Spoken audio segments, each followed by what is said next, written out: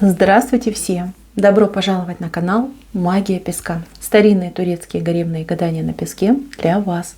Дорогие мои зрители, гости, подписчики, всех вас хочу поблагодарить за ваши лайки, хорошие добрые комментарии, за ваши донаты. Земной вам поклон. Тема сегодняшней цыпочки звучит так. Скорые и важные события в вашей жизни. Если тема интересна, загадайте, пожалуйста, на себя, назовите свое имя, дату рождения. Так и спросите, какими будут скорые и важные события в моей жизни. Я надеюсь, вы все настроились. Убираю Назар.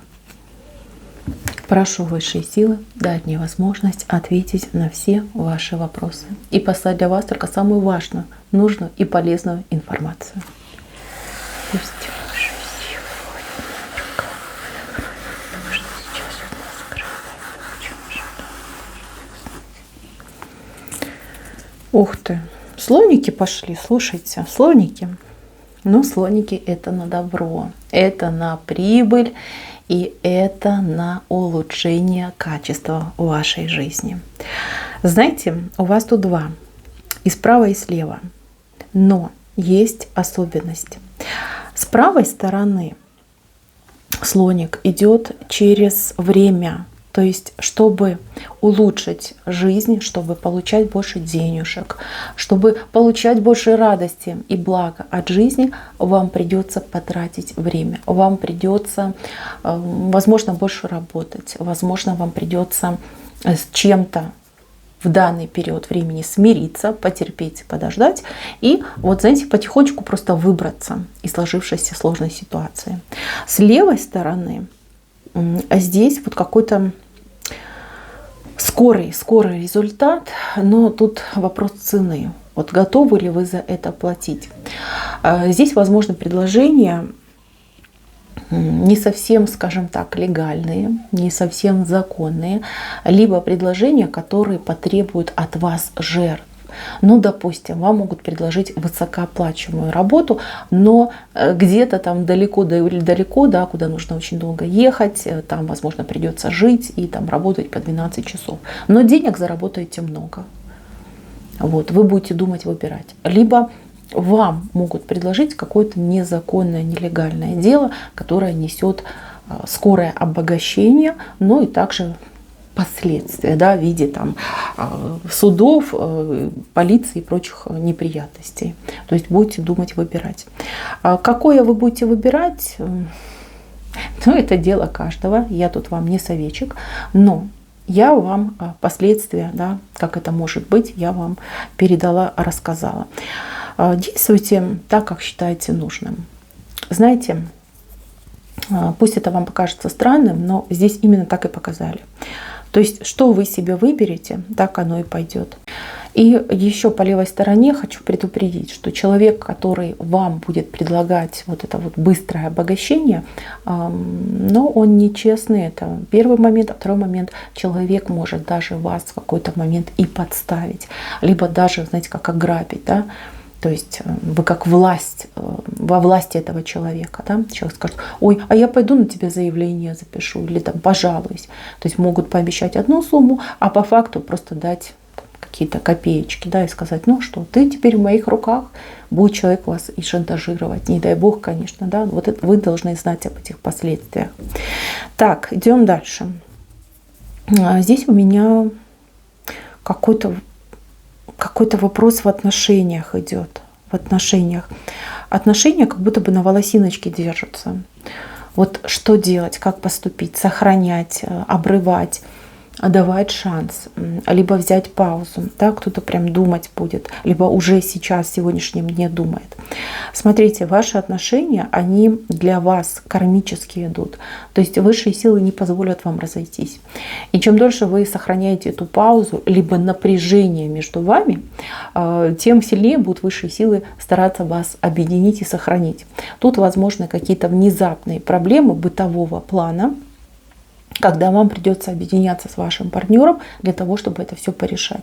Ну, вот таким странным образом вас будут соединять назад в пару, чтобы вы друг от друга там далеко не убегали, да, и вот этих мыслей там расстаться, разбежаться, чтобы у вас не было. Здесь все-таки как на объединение идет. И смотрите, кто-то уже в разводе, причем развод у вас, ну, либо расход, там, может быть, вы еще не оформили документы, просто разъехались.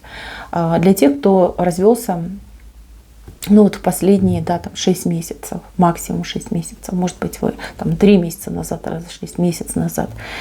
Вот какой-то бытовой вопрос станет, вот прям как колом станет этот вопрос, и вы будете опять сходиться, вы будете вместе бороться, вы будете преодолевать, и вот на этой почве опять будете сходиться. То есть это не точка, это не пауза, это временная передышка перед новой серией вашего семейного сериала. Вот так вот, мои хорошие, идет. Так. Здесь у меня мужчина на пороге у кого-то. Мужчина, но мужчина не свободный. Мужчина какой-то нереальный хвост. Там может быть семья, да, там, причем такая семья конкретно, да, мамочкин сынок. А у кого-то мужчина был в браке, либо находится в браке. Там жена, там дети, там как теща, да, там целая просто кагала людей. Вот этот человек принял решение, либо уже, понимаете, вещи собирает, чтобы к вам прийти. Там буквально в течение нескольких дней у вас на пороге. Мои хорошие девочки, вы ждали этого события, вы надеялись, вы мечтали. Но вы ждали этого человека, но вы не ждали всех тех проблем, которые он может с собой принести. Там проблем выше крыши, понимаете, и все это рухнет на ваши плечи. Если вы женщина сильная, если вы не боитесь чужих проблем, ну и то, понимаете, придется тут попыхтеть, поработать. Если вы таких проблем не хотите в свою жизнь, если вы не хотите начинать, ну, скажем так, жизнь с человеком с того, что вы будете разгребать чужие проблемы, здесь нужно 10 раз подумать. 10 раз. Вам придется решать за всех и все. Возможно, даже вам придется свои деньги вкладывать в его детей, да, либо там в его какие-то проблемы, даже, может быть, кредиты оплачивать. Поэтому подумайте несколько раз. Вы для этого человека как палочка-выручалочка, честно. В хорошем смысле слова. То есть он на вас полагается, да, он вас любит, да, он к вам тянется, да, он видит с вами свое будущее. Но он какой-то беспомощный. Беспомощный и все. Вот он придет и скажет: да, я хочу быть с тобой, я тебя люблю, давай будем вместе. Но, вот, и такой целый список, да, вот это надо порешать. И будет ждать, пока вы начнете решать, либо там помогать ему решать. Ну, то есть такое, знаете, есть над чем подумать. Поэтому лучше думайте, либо ему скажите, что: дорогой, есть я и ты, а все остальное там за борт, да, допустим. Либо давай решай все свои проблемы, обрубай все свои хвосты сам, как мужчина, а потом уже давай, пожалуйста, милости прошу, вот рядом со мной есть место, пока свободное, думай. Вот, возможно, стоит и так поговорить. Не бойтесь его потерять. Он к вам тянется, он к вам безумно привязан, он вас уже выбрал, все для себя решил. Просто, как знаете, назначьте себе цену и скажите, что со мной так поступать нельзя. Не надо ко мне идти с проблемами там, своей семьи. Порешаешь свои проблемы, приходи. Все, ну, как-то так ему озвучите. Так, здесь, смотрите, какое-то знакомство идет очень интересное. Скорее всего, либо интернет, да, переписка, интернет, может быть, даже сайты для знакомств. Вы либо очень скептически к этому относитесь, то есть думаете, что там все абьюзеры, да, либо какие-то очень маргинальные личности сидят в интернете. Вас очень приятно удивит знакомство. Очень приличный человек с вами познакомится. Неважно, вы мужчина или женщина, кто смотрит мою отсыпку. Человек крайне приличный, хорошо выглядит, хорошо воспитанный человек, с хорошим образованием, с хорошей жизненной позицией. Вот. И с этим человеком у вас прям так диалог завяжется. Очень живой, очень интересный, интенсивный диалог. Мои хорошие, что я хочу вам сказать. Человек на самом деле действительно огонь. Там есть за что зацепиться. Но у вас с этим человеком, вот чтобы встретиться в жизни, очень много каких-то проблем. То ли вы слишком далеко друг от друга находитесь, то ли есть какие-то ограничения, может быть, по поездкам. Ну, сейчас, конечно, уже не ковидные времена, но тем не менее, может быть, именно конкретно там, где живете вы, какие-то проблемы с транспортом, либо ограничения по перевозкам, по транспорту. То есть может возникнуть вот действительно проблема на то, чтобы встретиться. И эта проблема, она, ну, кажется, да, там минимальной. На самом деле очень сильно может отразиться на качестве ваших отношений и на вот вашем, да, восприятии этого человека. То есть человек, скажем так, очень рассудительный и, возможно, даже будет вам не как по стандарту, да, ну как женщины привыкли, мужчина приезжает к женщине на первое знакомство. Может быть, человек вам будет предлагать встретиться на какой-то нейтральной территории. Вот. И при этом, например, забудет, что надо купить вам билетик. Вот. И вы не нервничаете по этому поводу. Это нет там задней мысли. Просто человек забыл. Просто человек об этом не подумал. И если вы будете договариваться, в конечном, да, итоге человек может об этом вспомнить, там, оплатить вам дорогу, либо как-то там урегулировать этот вопрос. Не спешите сразу вот рубить. Да. Ах, ты там не платишь за мой билет, либо ты там не можешь ко мне доехать, там все, ты мне не подходишь. Вычеркиваем. Так делать не надо. Потому что здесь очень хорошие отношения, такие добротные отношения, особенно для людей, которые уже в определенном возрасте, у которых есть семьи, например, у женщины есть детки, там, мужчина тоже там несколько раз, может быть, был в паре, в браке, там тоже могут быть дети. То есть вас будут принимать с вашими жизненными обстоятельствами. То есть там никаких вопросов, проблем не возникнет. Человек добрый. Может быть, если и не получится у вас любовь, да, там морковь со всеми вытекающими, по крайней мере, у вас появится прекрасный друг, который сможет вас поддержать в трудную минуту. И не только словами, но и какими-то конкретными делами. Знакомство очень классно идет. Дальше, мои хорошие. Тут к вам на порог какой-то человек, забывчивый и растерянный. Может быть, какой-то посыльный, может быть, почтальон, может быть, социальный работник. Кто-то к вам придет. Человек вроде идет что-то вам позитивное там говорить, давать там, документы, письма. Опять же таки, может быть, денежка, там какая-то выплата, оформление каких-то документов. Но человек может что-то сделать не так, забыть, не дописать, записать неправильно. Проверяйте все. Все проверяйте. Прям каждое слово, каждую буковку проверяйте, чтобы не произошла ошибка. Если ошибка произойдет, вот будет плохо вам. Тому человеку ничего не будет, а вот будет плохо вам. То есть вам придется либо заново все это вот начинать переделывать, эти все круги наматывать, либо вы вовремя не получите то, на что рассчитываете, что вам положено. Невнимательный, да, человеческий фактор. Человек может быть задерганный, может быть очень много работы, да, какой-то интенсивный график, но это ваш интерес, и вы должны прям все проверять. Вот каждую букву в документе. И то же самое, если вы будете в каких-то местах подписывать документы, оформлять документы, какие-то справочки получать, все проверяйте, чтобы не было ошибок. Вот, чтобы все слова были правильно написаны, там даты, имена, да, чтобы все это было тютелька в тютельку. Будьте внимательны вот со всеми документами. Все проверяем. Дальше, мои хорошие. Какое-то очень интересное мероприятие будет у вас в семье, какой-то праздник, застолье, может быть чье-то день рождения, может быть свадьба, может быть какой-то юбилейчик, что-то вы будете отмечать, причем ну, как близкие собираются, близкие люди, родственники, да, там, родные люди.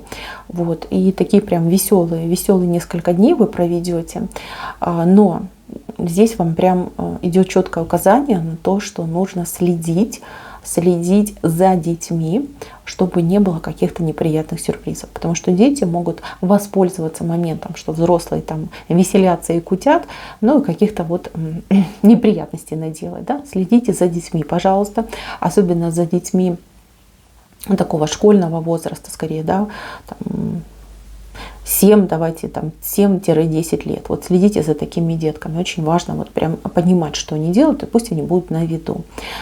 Понятно, что веселье весельем, но дети важнее. Так, еще для тех, кто имеет взрослых детей. Здесь не исключены встречи, знакомства с избранниками, либо избранницами ваших детей. То есть вам могут представить, либо вы узнаете, что у вашего ребенка есть серьезное увлечение, есть серьезный интерес, но с далеко идущими намерениями. Если ребенок ваш молод, не принимайте всю эту информацию в штыки. Пожалуйста, не делайте себе проблем дополнительных. Не все так страшно, да? Не все так страшно, как оно там представляется. Вы, как любящий родитель, мама, отец, вы должны своему ребенку сказать, что для меня будет всегда хорошо, если ты будешь счастлива. Вот кого бы ты там не выбрал, не выбрала, главное, будь счастлив. Можешь на меня всегда положиться в любую трудную минуту. Я, как твоя родительница, да, родитель, всегда тебе помогу. Вот, рассчитывай на меня. И постарайтесь быть дружелюбным. Ну, в меру возможного, да? Дружелюбным человеком. Не пугайте этого потенциального партнера вашего ребенка. Пусть у вас все пройдет гладко. Ну, на дружеской ноте. Поверьте, оно того стоит. Не стоит там, не знаю, всхлипывать, поднимать руки к небу и говорить: Боже мой, кого ты привел ко мне в дом, да, кто это такая, либо кто это такой, там, схаять этого человека. Не надо этого делать, вы ничего хорошего этим не добьетесь, а можете действительно очень конкретно испортить отношения с вашим ребенком и подбить вашего ребенка каким-то необдуманным поступком. Вот, я вас предупредила. Может быть, знаете как она, первая влюбленность, может быть, там люди, молодые люди, да, немножечко собьют вот эти свои страсти, там повстречаются, пообщаются, потом поймут, что надо жить дальше, да, какие-то интересы появятся, там работа, новые увлечения, может оно все на нет сойдет, понимаете? А критиковать, ну хотите, поделитесь с кем-то из своих близких подруг, но ребенку этого говорить не стоит, чтобы не испортить отношения. Так, идем дальше. Здесь вам что-то будут предлагать, либо угощать, что-то вам будут приносить. Это не продажа, купля, это вот именно как угощение. Кто-то вас будет пытаться угощать. Знаете, даже если человек вам неприятный, берите, поблагодарите. Есть там, например, вас никто не заставляет, либо пользоваться этой вещью никто не заставляет. Потом потихонечку пойдете на мусорку, вынесете, ну и все, да. Никто ничего не узнает, все будут довольны. Не ругайтесь с этим человеком, не обижайте этого человека отказом. Типа мне не надо, ой, спасибо, я там на диете не ем, этим не пользуюсь. Вот так делать не надо. Вам этот человек, он пригодится буквально, там, может быть, в течение там, нескольких дней, либо там, нескольких месяцев. То есть этот человек либо за вас заступится, либо выступит каким-то там поручителем за вас, либо для вас что-то важное сделает. А если вы откажетесь, человек может злобу затаить, человек может обидеться на вас. И когда придет время там, попросить о помощи, человек просто как отморозится, скажет: ага, ты мои пирожки не брала, что я теперь буду за тебя тут что-то делать, да? И человек может специально отказаться. Поэтому, мои хорошие, если вам дают, берите. Что вы потом будете с этим делать, ну это уже на ваш вкус, да, на ваше рассуждение. Но главное, человека не обидьте. Прям показали, что обижать этого человека не стоит. Отказом не стоит обижать. Так, здесь у кого-то роман намечается. Роман, скорее всего, на работе, да, служебный роман. Работа. Может быть, вы вместе где-то находитесь на каких-то курсах. Может быть, какой-то кружок, да, может быть, самодеятельность.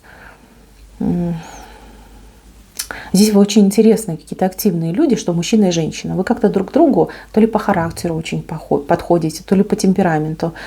И вас прям очень сильно друг к другу тянет. Возможно, кто-то из вас не свободен. Либо вы, либо мужчина не свободен. Но если эти отношения поддерживать, то есть если вы сойдетесь, если у вас действительно вот там любовь со всеми вытекающими, то вы сойдетесь уже как пара. То есть соперничества тут не будет. То есть если вы в паре, в браке, ну понятно, кто откажется в здравом уме от своего счастья. Вы поговорите со своим, например, супругом, все ему объясните, и как-то вот очень тихо, спокойно, полюбовно разойдетесь. И то же самое, да, если мужчина не свободный, он поговорит со своей там супругой, они договорятся, вот, и все будет замечательно. То есть отказываться от этих отношений не стоит. Потому что, смотрите, да, вот у меня замечательная пара вышла, да, которые вот кольцами обмениваются. А те, кто с двух сторон могут мешать, они, ну, как руки убирают и говорят: нет, мы мешать не будем, как бы, если люди нашли друг друга, почему бы и нет. То есть может быть уже такой уровень отношений, когда это уже не любовь, а просто дружба, да, либо какое-то сожительство, соседство, не знаю, как это правильно назвать. Служебных романов не стоит бояться и не стоит переживать, если кто-то из вас не свободен. Если это настоящая любовь, настоящие чувства, то тут дорога на брак, дорога на счастье, дорога на стабильность для двух людей. То есть как заслужили себе счастье. Так, здесь у меня еще такой человек вышел, какой-то болезненный человек. Но это не вы, это кто-то, может быть, из вашего окружения. Вы за кого-то, может быть, переживаете. Либо, знаете, как человек, вы узнаете, что человек заболел, например. Значит, не впадайте в панику. Там больше, знаете, как психосоматика, что ли, идет. Человек больше себя накручивает. Либо человек мнительный. Знаете, есть такие мужчины, у которых там температура 37, и он уже начинает там в обморок падать и говорит: все, я сгораю, это конец, там, да, мне осталось ровно 37 секунд жить. Вот, есть такое. Люди паникеры, люди нервные, могут на себя наговаривать, что угодно могут делать. Значит, лечим, ставим на ноги, и все будет хорошо. Главное, не поддавайтесь на это нервное напряжение, на эту панику, и верьте в себя. Вот ваша железная вот логика, да, ваша железная воля может сотворить с этим человеком чудо. То есть поправится, выздоровеет как миленький, да, и дальше пойдет. Вот. Но, конечно, тут я вижу, что вам придется походить возле этого человека, полечить, поухаживать. Ну, нормально справитесь, делайте благое дело. Вот. А лечить паникера — это же просто ужас. Ну, вы справитесь. Тут я за вас не переживаю.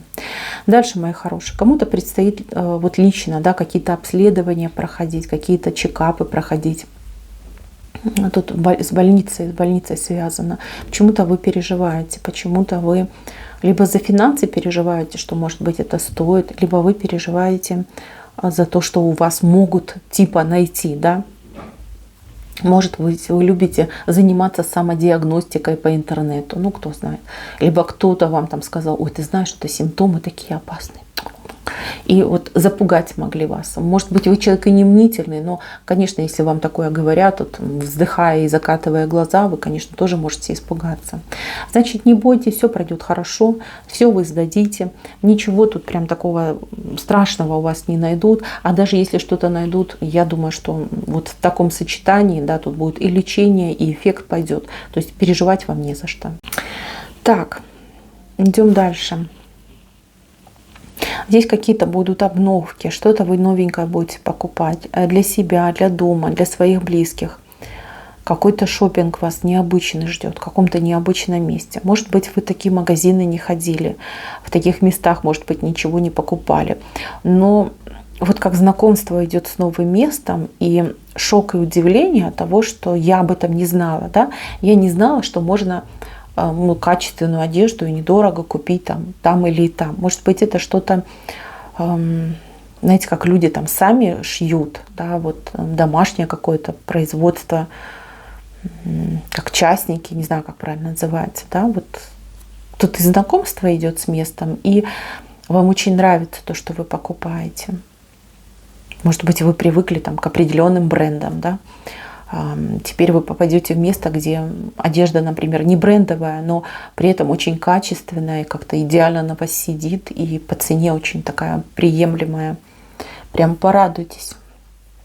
Порадуйтесь этому шопингу, порадуйтесь, что вы об этом узнали. Ну и, конечно же, хорошенечко скупитесь. Очень приятно вам будет. Так, здесь еще какая-то посылка идет, либо какой-то пакет. Пакет, посылка. Вам как будто бы кто-то передает, но это больше похоже на гостинцы, на какую-то еду, может быть.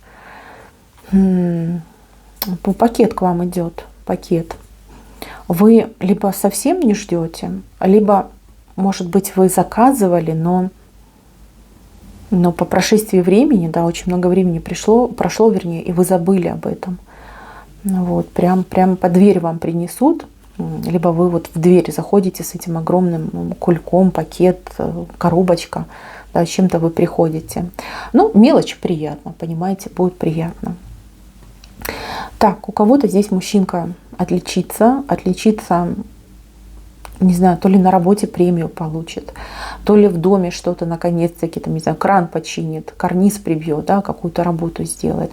И знаете, такой прям герой в блестящих доспехах, прям все ему кланяйтесь, все его благодарите. Смотрите, как денежку заработал. Знаете, с одной стороны, ему очень нужно это внимание, а оно ему будет как мотивацией. А с другой стороны, я понимаю и вашу позицию, да, если вы его, извините, 3 года просили тут кран починить, и он тут наконец-таки, да, когда уже там вода во все стороны начала шуровать, он наконец-таки что-то сделал, то благодарить-то не очень хочется. Но вы найдите такую обтекаемую форму, чтобы это было типа как благодарность, но и в то же время свое фи по поводу сроков тоже выскажите. Вот. Вам как-то нужно научиться с ним разговаривать вот действительно мотивациями. Да? Вроде как я тебя хвалю, но знаю, что ты можешь лучше. Вот возьми вот этих вызов, челлендж, да? Удиви меня, да, вот ты сделал кран, сделай там и, может быть, плинтус прибей, да, либо еще что-нибудь сделай, там дверь покрась, там новые обои поклей. Либо ты заработал, например, там премию, а давай ты заработаешь еще что-нибудь, да? Давай что-нибудь еще сделай. То есть, девчонки, научитесь с ним правильно разговаривать. Вот он вас либо иногда не понимает, либо, но это нет, он не делает, ведь он действительно не понимает, либо до него не доходит, да, как нужно правильно. Может быть, примерами, может быть, какими-то хитрыми уловками. Но тут нужно посидеть и подумать, как его так мотивировать, чтобы и не обижать его, чтобы он не уходил в себя там, и не брался там, за любимое увлечение, там, компьютер, да, бутылка и прочее, телевизор, а вот стремился к тому, чтобы вам действительно и показывать, и доказывать, что он может. Подумайте, обыграйте эту тему, поверьте, вам нужно менять что-то именно в подаче информации для этого, ну, для вашего любимого человека. И тогда все будет замечательно. Так. Смотрите, у кого-то идет отдых. Отдых, причем отдых, ну, вы либо не планировали, либо вы планировали совершенно другой отдых. Вот кому-то прям выходные, что ли, выпадают, либо какой-то новый график работы у вас будет, что вы больше будете отдыхать, либо позволите себе отдохнуть. Постарайтесь это время максимально использовать для себя, действительно для отдыха. Больше спите, больше гуляйте, меньше нагрузки на голову. Вот этих всех мыслей, боже, что будет, как там выжить, как справиться. Вот этого ничего делать не надо. Вам действительно нужно выдохнуть и почиститься изнутри, вот убрать все эти тревоги. Хотите, займитесь чистками. Вот у вас появится там несколько выходных. Займитесь тем, чтобы почистить дом энергетически, да, почистить себя. Может быть, что-то для себя сделать, да, чем-то себя там расслабить, порадовать. Может быть, вы давно хотели прочитать какую-то книгу, либо посмотреть какой-то сериал. То есть вам нужно будет максимально отвлечься от тех проблем, которые вас окружают. Отдых, сразу хочу сказать, небольшой, тут как бы несколько дней. Это для вас как-то неожиданно идет, вот как что вам предоставляется этот отдых. Постарайтесь максимально отдохнуть, вам это очень надо. Неспроста этот отдых в вашей жизни появляется. Тут уже высшие силы, знаете, вот прям сирену включили, говорят, все, давай, последняя стадия. Если не будешь отдыхать, могут быть проблемы. Действительно проблемы и по здоровью, и настроение будет портиться, и сил не будет, и прочее, прочее. И организм ваш требует, поэтому сосредоточьтесь на себе, отдыхайте, расслабляйтесь. Вам это очень и очень нужно. Мои хорошие, на этом все. Спасибо за внимание. Всем пока-пока.